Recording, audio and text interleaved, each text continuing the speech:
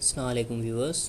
आज हमारा gender and development का टॉपिक है। ये जेंडर स्टडीज़ का टॉपिक है। आज हम इसमें मॉडर्नाइजेशन थ्योरी का हम टॉपिक करेंगे। First of all we will look at its key points के ये थ्योरी क्या मेजर किस पॉइंट्स पे ये रिलेट करती है, कौन कौन से पॉइंट्स है जिस पे ये बेस्ड करती है। This theory refers to a model of progressive transition from a pre modern society to a modern society. Actually इसका जो की फीचर ये है कि ये थ्योरी एक्चुअली जो हमारा समाज है, हमारा सोसाइटी है, जिसमें हम कंट्रीज़ की बात करते हैं कि उनकी जो प्रोग्रेस है या उनकी जो डेवलपमेंट है वो एक्चुअली एक ट्रांजिशन के थ्रू होती है। एक pre modern society ancient society से आती है, मॉडर्न सोसाइटी बनती है, मतलब एक ट्रांजिशन से, मतलब ये डायरेक्ट नहीं होती। एक प्रॉपर एक चेन ऑफ वर्क होता है जिससे ये होती है। Actually it originated from the work of max weber. ये जर्मन सोशोलॉजिस्ट थे। इनका वर्क था इस थ्योरी पे, जिन्होंने इसका कॉन्सेप्ट दिया था।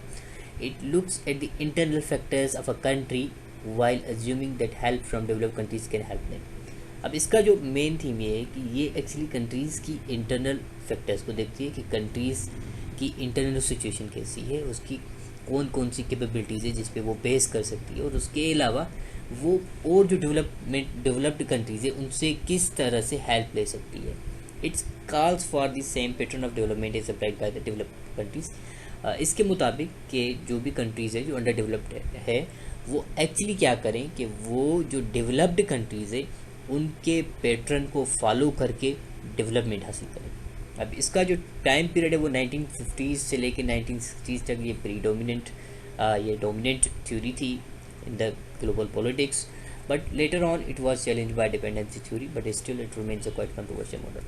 अब इसके बाद डिपेंडेंसी थ्योरी वगैरह आ गई थी जिन्होंने इनके थीम्स को चैलेंज किया था और इसको बोला था कि ये वेस्ट बेस्ड एक मॉडल है जो कि गरीब को गरीब तर बनाता है। फिर इसके अलावा स्ट्रक्चरलिज्म भी एक थ्योरी थी जो भी इसके ही अगेंस्ट थी और क्वाइट कंट्रोवर्शियल कि आज भी ये जो फील्ड ऑफ स्टडीज़ में इस थ्योरी को लिया जाता है। स्टिल इट्स क्वाइट स्ट्रॉन्ग और डिबेटेबल है, इस पर डिबेट्स वगैरह भी होती हैं। अब इसमें जो मेन रोल है वो है रोस्टो का। अब जो रोस्टो है उन्होंने एक मॉडल दिया था डेवलपमेंट का। उन्होंने कहा था कि जो जितनी भी हमारी कंट्रीज़ है वो एक्चुअली एक चेन ऑफ प्रोसेस से गुज़रती हैं, जिसकी उसने 5 स्टेजेस बताई थी जो कि अभी हम डिस्कस करेंगे। उसमें जो नंबर 1 आता है वो है ट्रेडिशनल सोसाइटी। अब ट्रेडिशनल सोसाइटी में उसका मुराद ये था कि कंट्रीज़ स्टार्टिंग में जो बनती है या पुरानी कंट्रीज़ थी वो क्या थी, एग्रीकल्चर बेस्ड इकोनॉमी थी उनकी, वो एग्रीकल्चर पे बेस्ड थी। It is based on an intensive labour and low level of trading capability. Also the societies lake scientific framework. एक तो एग्रीकल्चर इकोनॉमी होती है, बाकी एक प्लस पॉइंट ये है कि इनके पास लेबर जो होता है वो इंटेंसिव होता है, और उसके अलावा जो इसकी ट्रेडिंग कैपेबिलिटीज़ है वो लो लेवल पे होती है, क्योंकि उनके पास साइंटिफिक फ्रेमवर्क वगैरह नहीं होता, वो सिर्फ एग्रीकल्चर पे डिपेंड करती हैं। और इस थ्योरी के मुताबिक ये है कि वो फर्स्ट ऑफ ऑल अपनी जो उनकी जो स्ट्रेंथ है उसको इम्प्रूव करके आगे जाएँ।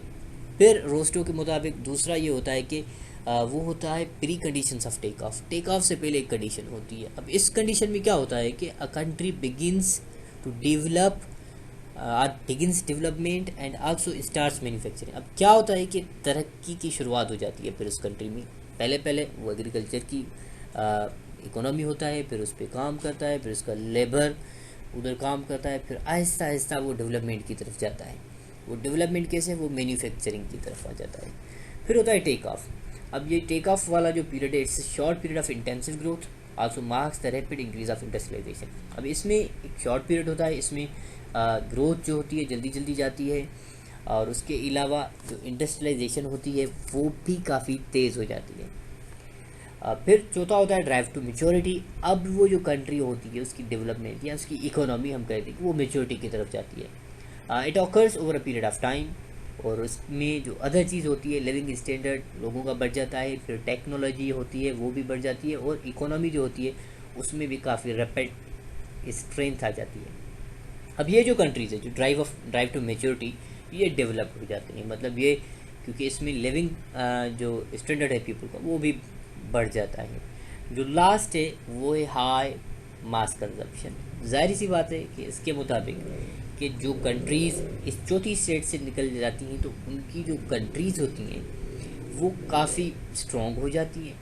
फिर उससे ये होता है कि उनकी प्रोडक्शन भी ज़्यादा स्ट्रॉन्ग हो जाती है, फिर वो कंज्यूमरशिप भी अपना भी बढ़ाती हैं और एक्सपोर्ट भी बढ़ाती हैं। तो इसमें कंजप्शन भी बहुत ज़्यादा हो जाती है जो कंट्रीज़ करती हैं। ये जो रेफरेंस था हाई मास कंजप्शन का, ये रोस्टो का यूएस की तरफ था।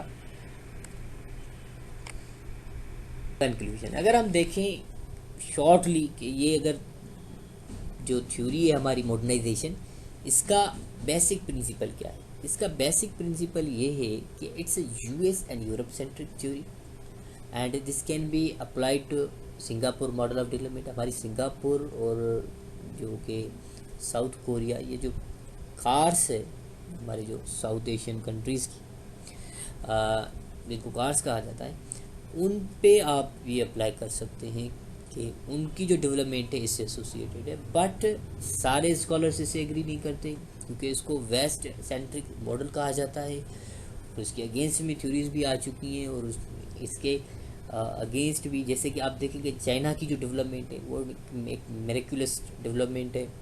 उन्होंने 80 मिलियन पीपल को बिलो पॉवर्टी लाइन से निकाला है with in the span of 30 to 40 years, जो कि मतलब एक इन थ्योरीज़ का जो कि इनको एक स्टेजेस की तरह बताती हैं वो तो मतलब उसके बिल्कुल ही अगेंस्ट है। Yet it was quite significant in 1950s and 60s as I told you earlier. Even today keep huge points of debates. और आज भी जो हमारे मतलब राइटर्स हैं जो लिखते हैं, जो इनके सपोर्ट में हैं काफ़ी सारे, जिनको आज भी सपोर्ट करते हैं, जिनके मुताबिक still it's a very good model. और जिसको अगर कोई कंट्री जैसे कि थर्ड वर्ल्ड कंट्रीज़ हैं अगर अप्लाई करें कि पहले अपने पोटेंशियल्स देखें, अपनी एग्रीकल्चर को देखें या जो भी है एग्रीकल्चर से बुनियादी जो भी आपकी बेसिक चीज़ें हैं जिन पर रिलाई करते हैं उन पे आएँ, फिर with the passage of time आप डेवलप्ड कंट्रीज से हेल्प लेके आगे जा सकते हैं। Thank you very much.